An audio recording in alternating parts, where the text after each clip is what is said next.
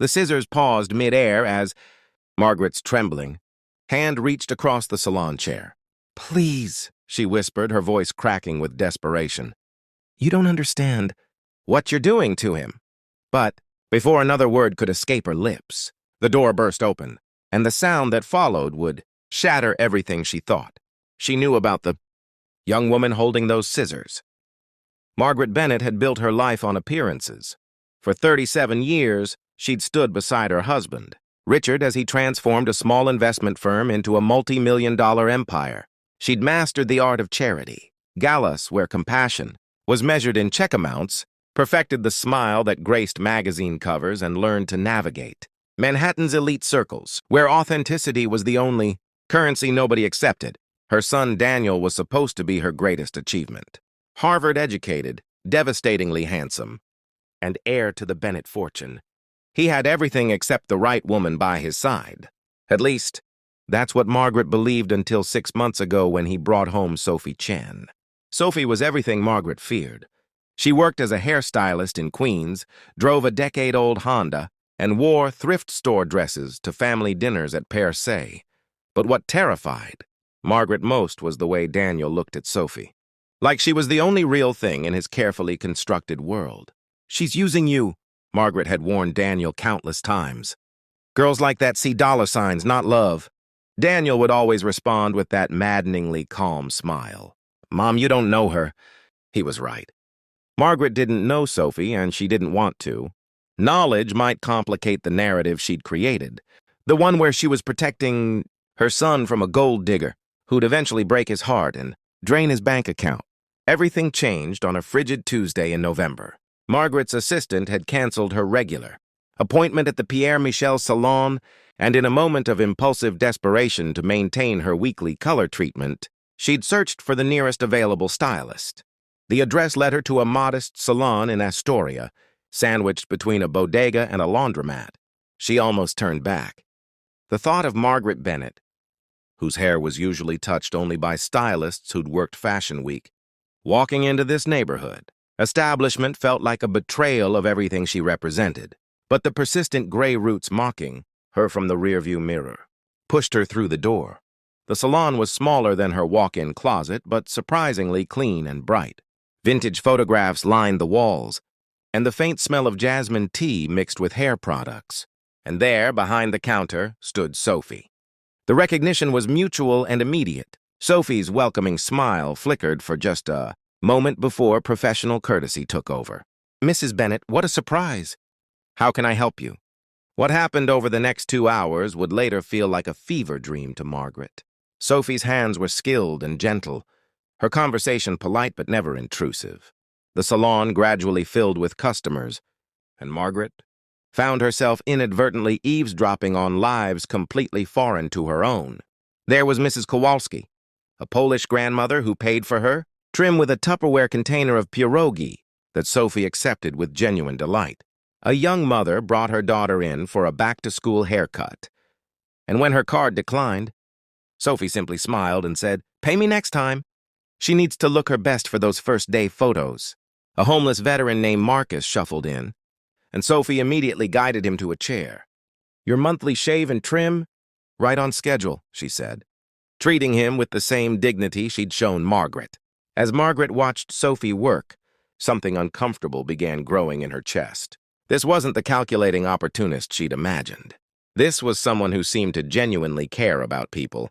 All people, regardless of what they could offer her. But Margaret pushed the feeling down. Anyone could play the saint for a few hours. It was probably all an act, performed perfectly because Sophie knew she was watching.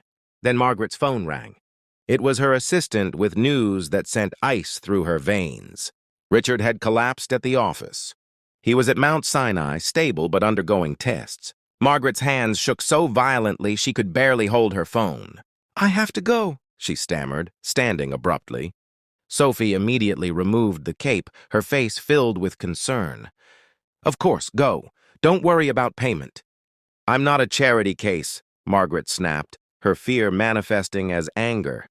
She threw several $100 bills on the counter and fled. The next 3 days blurred together. Richard had suffered a minor heart attack, a warning shot, the doctor said. He'd need lifestyle changes, stress reduction, time to heal. Daniel barely left his father's bedside. And Margaret realized with shame that she couldn't remember the last real conversation she'd had with her husband that wasn't about social obligations or business strategy. On the fourth day, feeling suffocated by the hospital's sterile walls, Margaret decided to return to the salon. She told herself it was just to apologize for her abruptness, nothing more. But truthfully, something about that small space had felt more genuine than anywhere she'd been in years. She arrived to find the salon closed, which was strange for a Saturday afternoon. Through the window, she could see Sophie inside, alone, cutting the hair of a young girl who couldn't have been more than 7. The child was bald except for a few patches of thin, wispy hair clearly growing back after chemotherapy. Margaret watched as Sophie worked with infinite patience, styling the fragile strands into something beautiful. The little girl was crying, not from pain, but from something that looked like relief.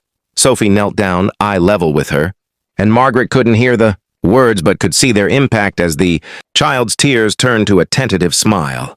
When they finished, Sophie handed the girl a mirror. The transformation was subtle but profound. She looked like a child again, not a patient. Sophie refused payment from the mother, whose own eyes were brimming with tears. "You've given us enough just by coming here every week," Sophie said. "This is my gift to Emily for being so brave." As the mother and daughter left, Margaret finally entered. Sophie looked up, surprised but not unwelcoming. "I saw that," Margaret said, her voice tight. "That was kind. Emily's been coming since her diagnosis 6 months ago," Sophie replied, cleaning her station. "Her family can't afford much beyond her medical bills, but she deserves to feel beautiful." "Why?"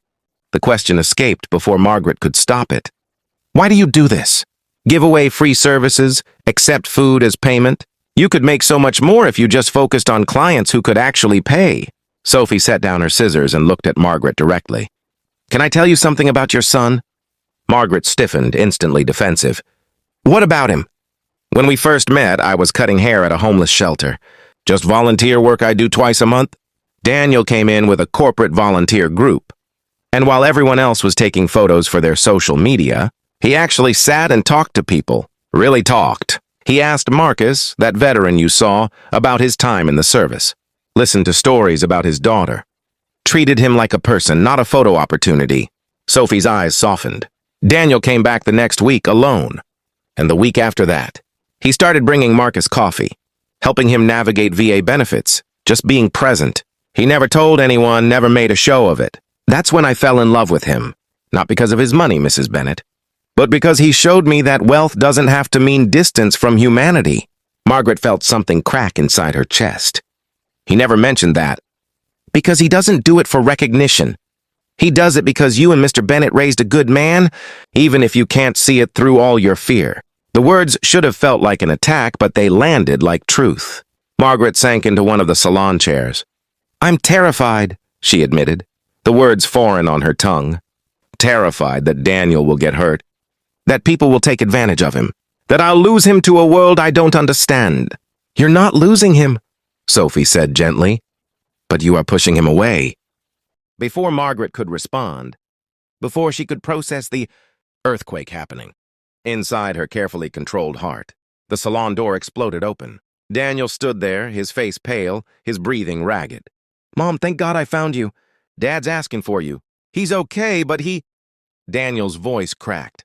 "He's been asking where you've been. The nurses said you left hours ago and you weren't answering your phone."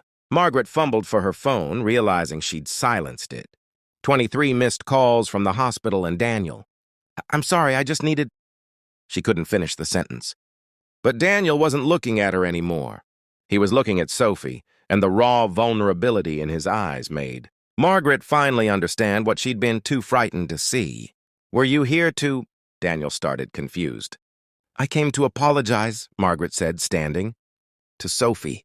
For being unfair. For being blind."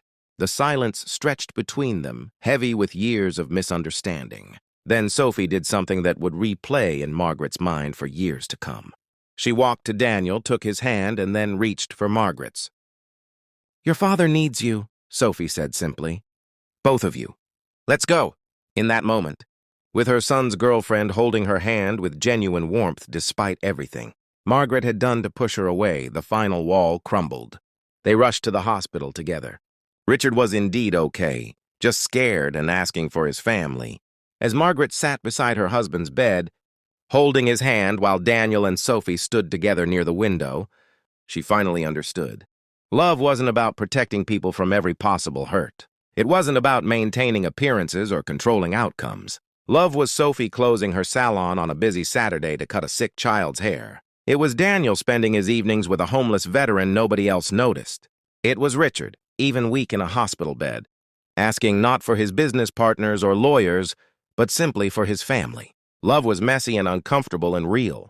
2 months later, at a small ceremony in that very salon surrounded by Mrs. Kowalski's pierogi, Marcus in a new suit Daniel had bought him, little Emily with her hair finally grown back in soft curls, and more genuine joy than Margaret had felt in decades. She watched Daniel marry Sophie. And when Sophie turned to include Margaret in the family photos, pulling her close with authentic affection, Margaret finally cried. Not tears of loss or fear, but of gratitude for the young woman, who taught her that the richest life isn't measured in dollars, but in the connections we nurture and the kindness we scatter like seeds, the scissors that once represented. Margaret's fear had cut away her prejudice instead, revealing what had been there all along. A son who'd learned to love completely, and a future daughter-in-law who'd teach her to do the same.